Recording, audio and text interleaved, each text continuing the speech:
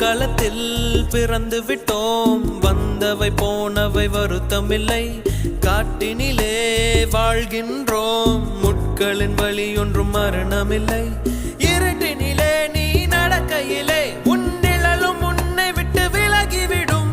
நீ மட்டும் தான் இந்த உலகத்திலே உனக்கு துணை என்று விளங்கிவிடும். தீயோடு போகும் வரையில் தீராது இந்த தனிமை. கரை வரும் நேரம் பார்த்து கப்பலில் காத்திருப்போம். எரிமலை வந்தால் கூட